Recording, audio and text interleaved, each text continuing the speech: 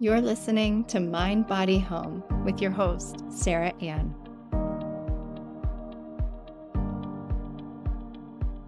Dee Oujiri is a distinguished Feng Shui expert and holistic real estate agent who specializes in creating harmonious spaces for those managing autoimmune diseases. Dee combines the timeless principles of Feng Shui with modern practical tips to transform homes into healing sanctuaries. With a focus on enhancing quality of life, calming the nervous system, and supporting overall well-being, Dee's approach is both transformative and nurturing.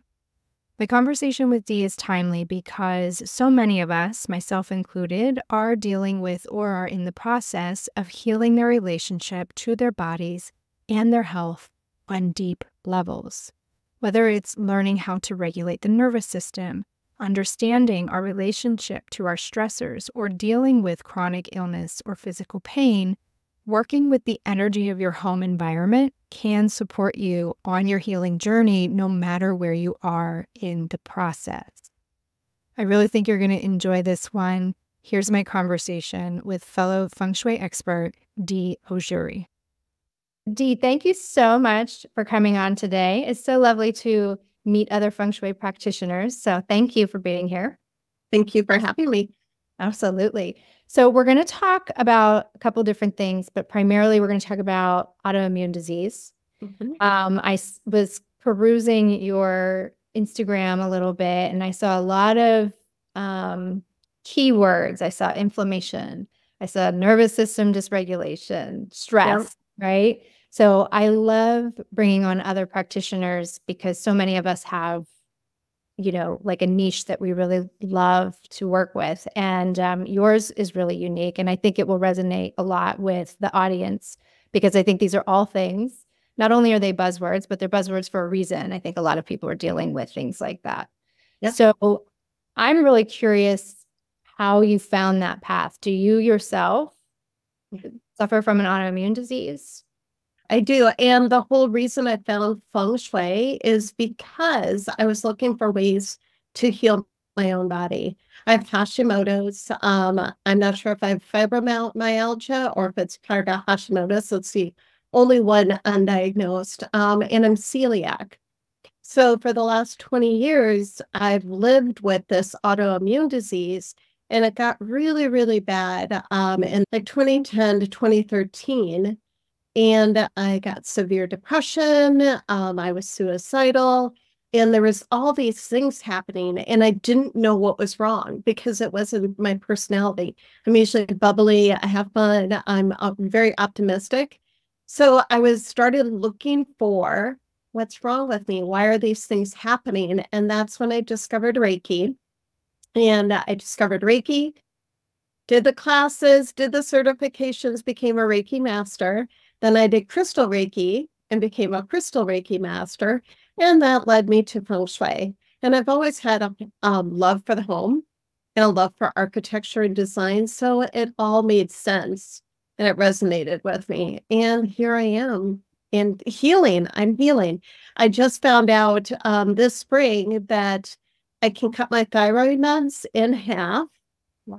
And even my endocrinologist was like, holy cow, Dee, I don't know what you're doing, but you're doing something right. And it's the work I've done in my home. It's really affected me. It improved my life. Wow. So you started with the Reiki, and I think that's common. We all find these, different energetic modalities, right? And then the next thing that excites us, we introduce it. What really led you to the environment? Like what kind of tipped you off that how your environment might be affecting your health? I bought different books when I was depressed. And then I went back to those books and started reading them, and things just started clicking with me. And then that's when I followed the International Feng Shui Guild, and it started resonating with me. I don't even know what the true trigger was, why I went after my certification, but it felt right. And I'm like, okay, I need to do this. Yeah, you kept following the little breadcrumbs, like exactly. That feels good. That sounds right. That sounds interesting. Yeah, I know that feeling. Well, So for the listeners that don't know, what is Hashimoto's? Hashimoto's disease is where your thyroid is affected and your body is attacking your thyroid. And it affects you in so many different ways. You have the inflammation, you have flare-ups, fatigue, your nervous system is dysregulated. But ultimately, it's about just being so exhausted all the time. For me, that's what it was. And I had a brain fog that being a career professional for 25 years, I'm a COO for a company. It was so hard not being able to speak and think about things and just get my sentences out. And that's where I struggled the most. When that hit, I knew something was really wrong. So I think even some of the symptoms you're mentioning without a diagnosis, I think a lot of people suffer with, right? You know, the brain fog, the overwhelm, the stress, again, the ones I mentioned before, just inflammation in the body somewhere. I just did a series on decluttering, and I know that you are big on that too in many ways. It's hard not to be as a Feng Shui practitioner, but you know, that is body clutter, right? Clutter in the body settles in as diseases and inflammation and stress. So what are some maybe tactical things people can do? Someone who's like, oh, I hear myself in this conversation. You know, how can they start looking at their environment? So you said a declutter. That's usually the first thing I recommend for people to do. So kind of my four-step process would be reviewing the boggle map on your home and understanding what areas of your home are triggering the trauma, triggering the nervous system. Where is the reaction happening from? And you'll be able to look at it and see it when you lay that boggle map on top of your home. And then from there, you start removing things and clearing your clutter. So your body starts to relax, getting the clutter away, I'm looking at my bookshelves and they're shooting at me right now. So being able to recognize that if you have a bookshelf in a certain area, what are you doing? How is it affecting you? Is the bookshelf in your bedroom and it's across from your bed and things like that? So removing some of those different things and then starting to adapt and adjust the flow. So rearranging in your home and then moving into the enhancing your home. So bringing in different pieces. I use the earth energy a lot with the autoimmune disease, and you can see it in my home. But being able to add black pillows or dark blue throws, or if you need the fire energy in your home to lift up the earth energy and then applying those different things. So that's kind of my four-step process. But the quick hits for me when I'm working with a client, and if say it's a mini session, would be ceiling fans. I know that sounds really basic 101, but when you're laying in bed and you have a ceiling fan above you, what is your body doing? And how does your body feel? There's blades up there and your body is reacting. You might not realize there's a hidden stressor, but these are the different hidden stressors in your home. The command position for your desk, for your stove, for your bed, another hidden stressor if it's not positioned right. Having the energy coming through the door, another hidden stressor. And I call them hidden stressors because a lot of people who are not really in tune with Feng Shui and don't have that knowledge, they don't understand their stressors on our body, where it's very intuitive for us. We'll walk into a home and say the energy shooting in from there, or a house might have too many peaks, so you've got a lot of fire energy, or your home when you're looking down on a map and it's a triangle within a triangle within a triangle, and then you realize listening to the client that there's a lot of fire energy and chaos in that one's life. So there's a lot. There's a lot to it, right? Right. I love that you touched on ceiling fans, because I remember even as a young girl, we didn't have them in my personal home, but in my grandparents' home, it was very cold. The window AC units were always running and ceiling fans were always going. And I remember as a child when I would stay over there that how stressed out that made me. Like, we'd have sleepovers with cousins and stuff, and I could not sleep because the fans, and I didn't even really connect that dot until you just said that. Like, and I knew that about ceiling fans, like the whole blade, like subconscious connection there. But yeah, I just had like a little flashback when you were talking about being a young girl sleeping in my grandmother's home, just miserable because I couldn't fall asleep. And it was because that ceiling fan was above me just constantly. It just feels like it's like beating down on you, right? Yeah, exactly. Exactly. And so imagine the insomnia and people as simple as changing out your light fixture in your bedroom over your bed, and think of the sleep and just being able to rest. Yeah. Yeah. And so, I mean, that just proves again, like how intuitive we are, when we don't really even know what intuition is. It's like, yeah, there's a reason why you don't like things a certain way. And I think that people can pick up on things like that just in their home, little corners or even whole rooms that they don't want to go into, or that everything goes into, that they just close the door behind, right? I heard you mention fire energy a lot, and it seems like maybe when we're talking, and I don't know, this is sort of a question, when we're talking autoimmune, do you find there tends to be an overwhelming sense of fire energy in people's homes? There does. What's interesting is my house, I've got a ton of peaks and a ton of angles. Like even my office door is at an angle. My master bedroom door is at an angle. I have peaks in different areas. So I have all of this fire energy, and I didn't really understand what that was doing to me, but it was adding to the inflammation of my body because you have that active energy and you have too much of that fire energy entering your body. So being able to either water that down or ground it out with the earth energy is really critical. But in fact, my roof is getting done this spring, but it's brown right now. And I'm actually moving to a black because I want to test out the water energy to see what that does and how that changes. Interesting. Move things forward, that's for sure. Yeah, yeah. Oh, and see, that's what I mean. I love talking about the elements. Before, when we were talking, that was the name of this podcast before it was Mind, Body, Home. They're in everything, absolutely everything. I mean, you're picking a roof color based on the elements, right? Like, it's so intentional. And that's funny. I was just having a conversation with someone else about just this marrying of intentionality with Feng Shui and intuition. And I think as a whole, like as a evolving species, we're like bringing those two together, living with more intention and inviting intuition to help us make more conscious decisions. And I think Feng Shui does a really great job with that. It does. It does. And you just triggered something. The intuition piece is when I've asked my clients to do that review state, the question is, what room don't you like to be in? And what is your favorite room?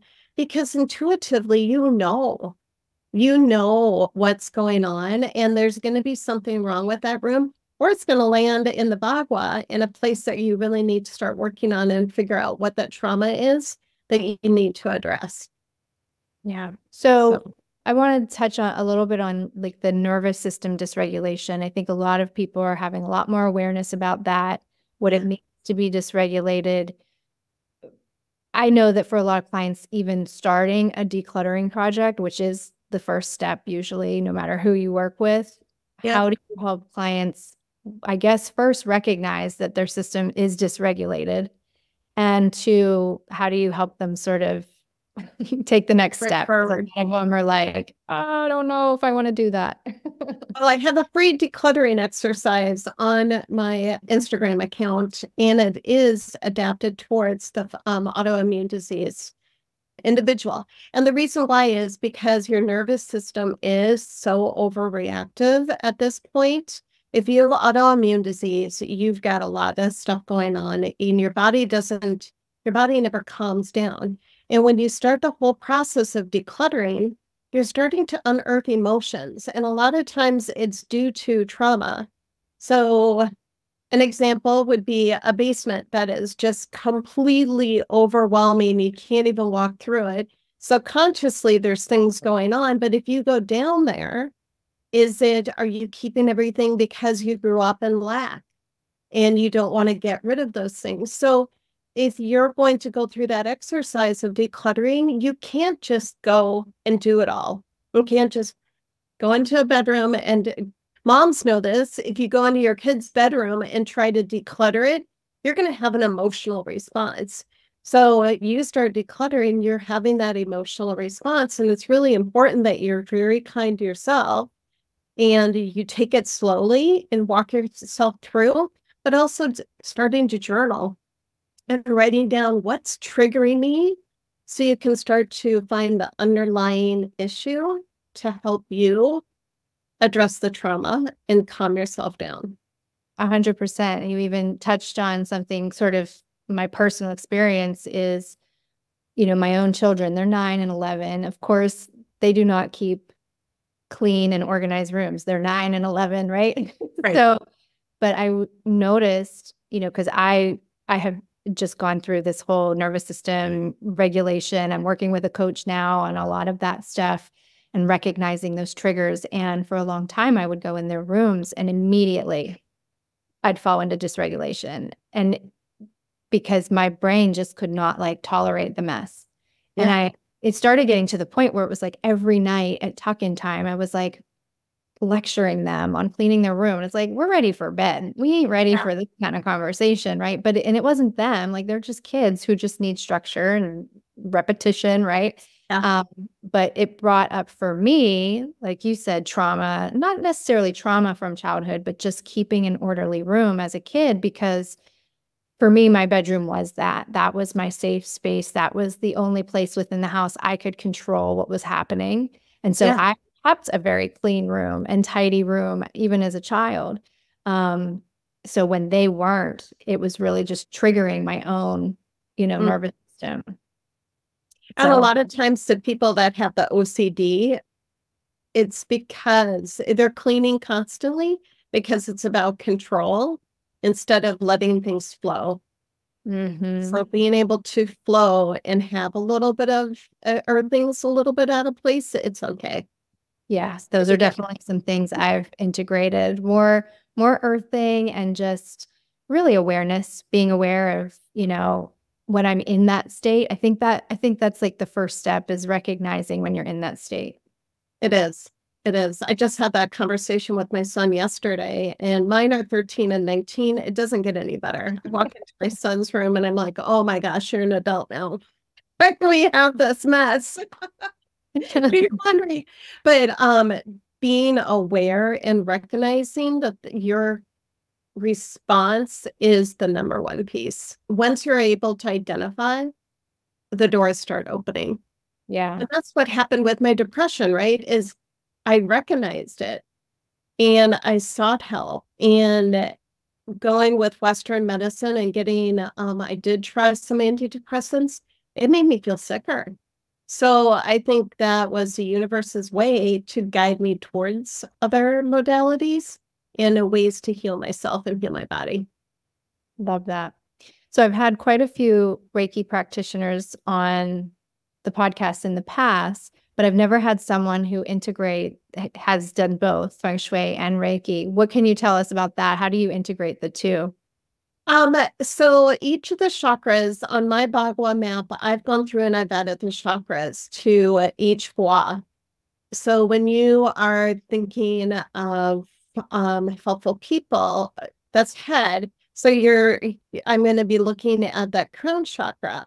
And as a Feng Shui practitioner, people who have migraines, that would be something that would be one of the first places we'd look at, right? So if you've got dysregulation and I'm using that key word that, but if your chakra is not moving correctly in your crown, then you are going to have headaches. You aren't going to feel connected. You'll be disconnected from your intuition and things like that. So as I'm doing the intake, I'm able to start understanding and seeing these themes on areas of the home that we will need to address. But it's all interconnected. The meridians, our chakra system, the feng shui of the home, the guas. It all relates. Yeah, I did. Again, that same decluttering workshop I did, I highlighted a bit of Nancy Santopetro's work on the Yes, chakra system, I and love her. it's so great. It's so great. And that's why I said during that workshop, I was like, this isn't even my work, but I just feel like she put it out there to share because it is just the connections made. Yes. Like that information can't be like withheld. Like you have to share that. It's so good. It's so, so good.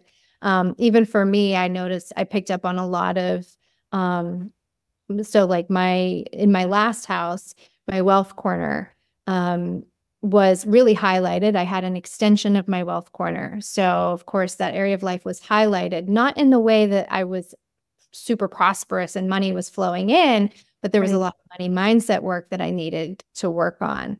And so, doing that. And then I also had a lot of like lower back and hip pain.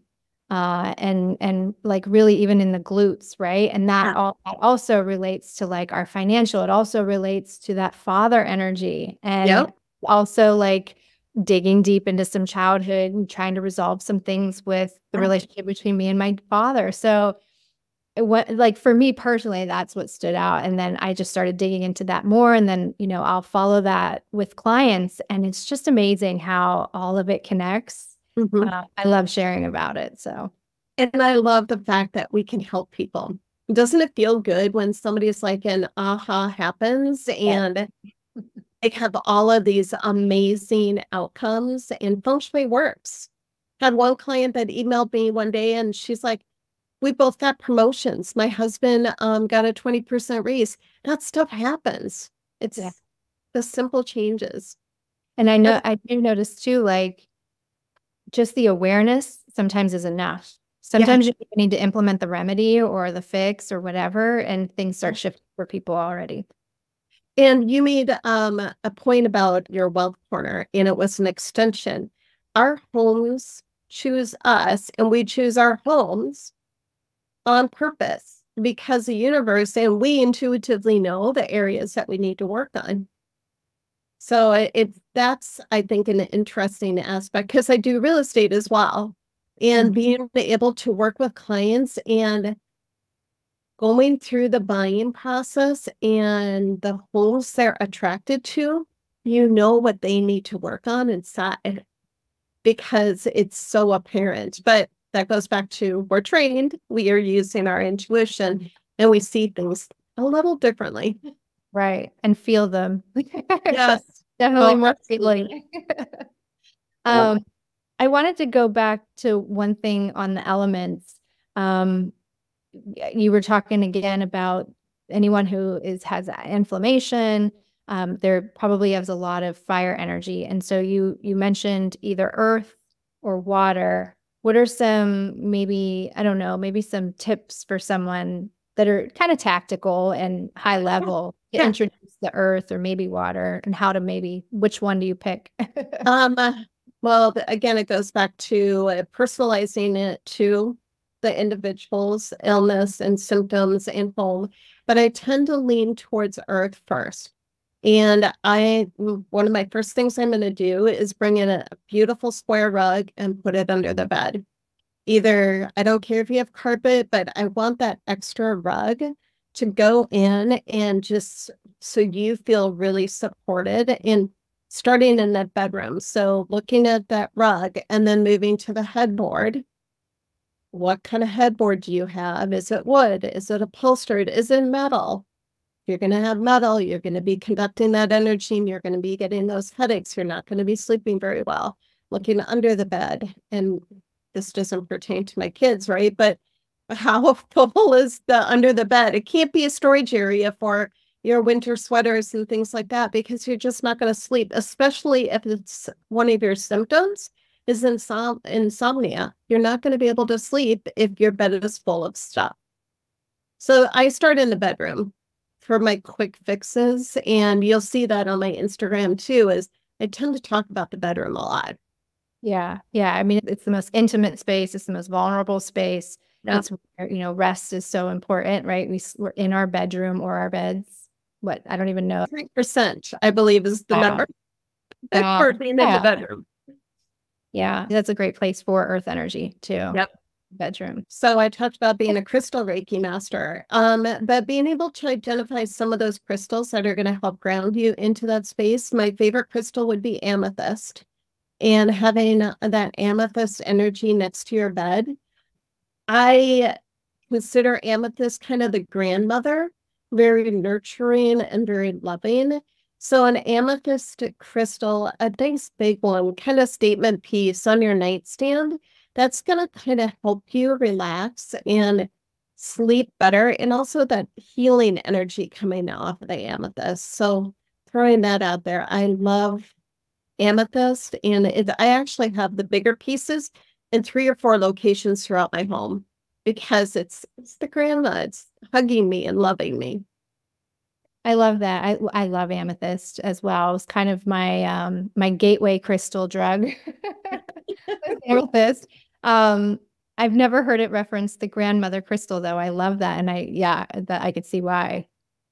Yeah, it's just a nice grounding crystal. Yeah. I also saw on your Instagram, you posted something about letting your house breathe. Oh, yes. Opening the windows. And that was so timely for me. And because it was actually just yesterday, I was so unsettled. I mean, this pending move has got me a little, I don't know what to do with myself because it's like I can really move forward, but I can't really do anything else. And I tried to sit down and do emails. I tried to like work on some work. Like nothing, I could not.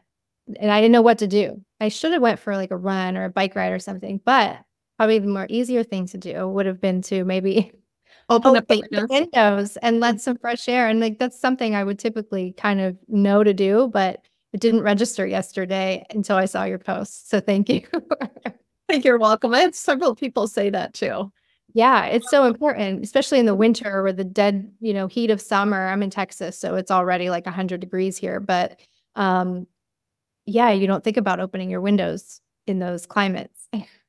You don't. And that's what I think that's a problem too. And I live in Minnesota, so I have days it's below zero. If it's 20 below zero, no, I'm not going to open my windows. But midday, maybe when it's getting around zero, I'm going to open a few things up just to let some of that energy in. And so I'm refreshing the chi. And as we know, the chi is what's helping your body heal and stay healthy.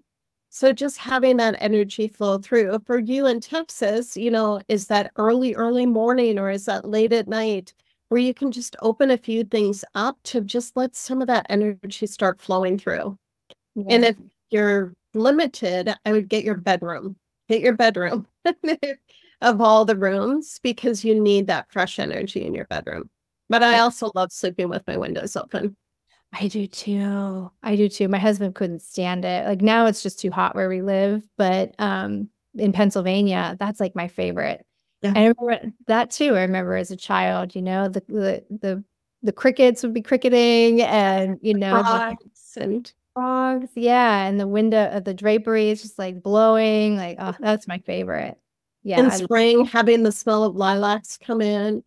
And that's all those things that are actually helping ground you.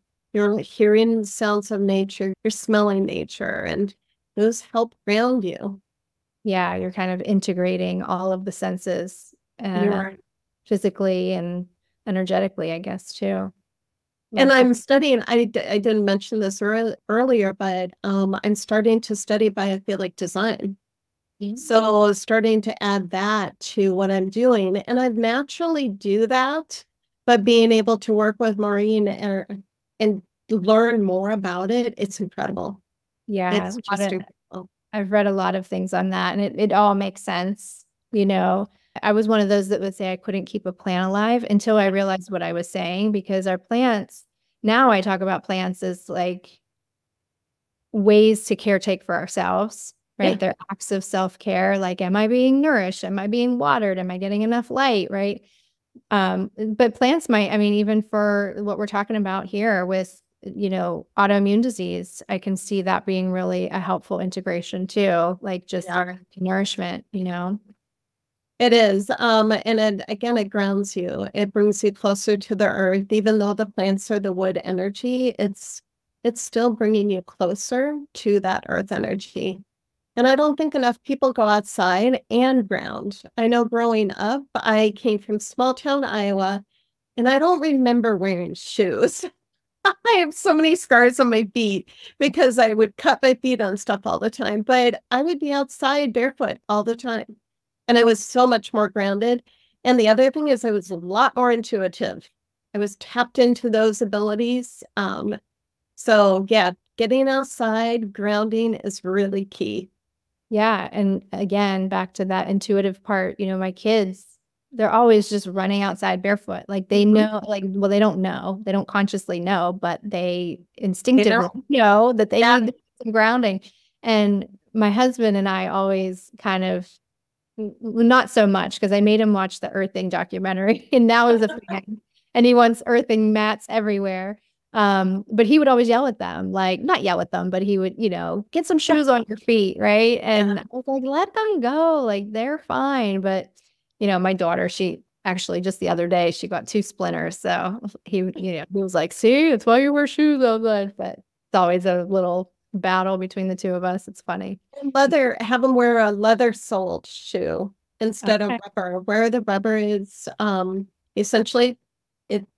What do we use rubber for? Is stopping energy. Yeah. So use leather instead of rubber because the leather will allow the energy to flow through. Okay. Awesome. I didn't know that. Great. I read that a couple of years ago and I'm like, oh, that makes total sense. Mm-hmm. And it also relates back to when did we, from a society perspective, start disconnecting from our intuition and from nature is around the time all those rubber-soled shoes started coming about. So rubber, totally, all the tennis shoes our kids wear, it's disconnecting them. I love it. And I did see in that, just looking at some of the earthing products, they are coming out with shoes now, flip-flops and tennis shoes. They're all in trial. I keep getting emails like 2 free shoes with a purchase. Like they just must want to get them out there for people to try so that they can get some feedback. But yeah, I can see things evolving because grounding and earthing, like it's a real thing. It is a real thing. And I'm glad that we're starting to come back to it. Yeah. Even when I primarily was doing interior design, I was a real stickler for clients putting real wood floors in their home. All this laminate, waterproof. Oh, but it's waterproof. I don't care if it's waterproof. Like it's plastic under your feet. Like if you're walking around like that, like you need to lay the groundwork for your home. Like this is the foundation, right? The foundation is that earth element. Yeah. Wood. And it's still. Well, but it relates back, right? Because you can actually see the grains in it. It goes back to biophilic design too. I just had class this week and we were talking about being able to see the wood grain and those natural elements and it being real really does help bring in nature into your home. And I agree with you. I have wood floors. I have 2 big dogs. One's 150, one's 100. And my floors are very scraped up, but I love having that wood underneath my feet. Absolutely. Me too. Because I'm barefoot all the time. Yes, me too. Me too. I know this house here, we have wood, but we do have carpet for the first time. I haven't had carpet in years. I'm getting used to it, but it's very synthetic, Yeah. Well, Dee, thank you so much for coming on. I want to give you opportunity to let our listeners know how to find out more about you. And if you have anything coming up that you want to share, please take the opportunity to do so. So you can find me on Instagram. I'm most active on Instagram and it's at d.oujiri and Oujiri. It's not an easy name to remember. I'm actually writing a book, Autoimmune Disease Feng Shui. And Nancy's book is the catalyst for that because I felt like I want to create a book that is for just the common person. You don't need to be a Feng Shui expert to be able to get the information you need. So that's in the works. And you can get 10% off with mentioning Mind Body Home. anything in my store, on Stan's store, on my Instagram account, you can have 10% off. The consultations, mini consultations. I've got a course in there for Feng Shui 101, the foundation. I'm also working on a bedroom course, so you'll be able to get 10% off that too. It's very fluid. Just drop me a DM, let me know that you listen to Mind Body Home, and you can have it. Wonderful. Well, I'm excited for your book. I will definitely be checking that out. Yeah. Good for you. Thank you, Dee. It was such a pleasure talking to you. Thank you so much. Thank you so much for listening. If you enjoyed this episode or know someone that would benefit from hearing this conversation, please share. The best way to share with me is by writing a review of the show and, of course, sending the link to someone else in need. You can connect with me on social at Jade Scott Design or with Dee on Instagram at Dee.Oujiri, where she offers tips to bring positive energy into your life and home. As mentioned, Dee has a few comprehensive offerings, including consultations, guides, and courses. These can all be found at her website, stan.store/Dee-Oujiri. The link is in the show notes. Contact Dee directly to get 10% off any of her offerings by mentioning the Mind Body Home podcast. Finally, if you listened to last week's episode, I announced that I am moving again, this time to Tampa, Florida. Very excited about it. I also announced that I would be having a summer sale in the shop to help lessen my load, if you will, in preparation for the next move. So if there's anything you've been eyeing up, now is your time. You can get 40% off your entire order and free shipping. There's no limit on how much you can order. It's just while supplies last. I really do appreciate your support of both the podcast and of the shop. Next week, we'll have another guest spotlight, so please be sure you are subscribed. Until then, I'm sending you so much love and gratitude.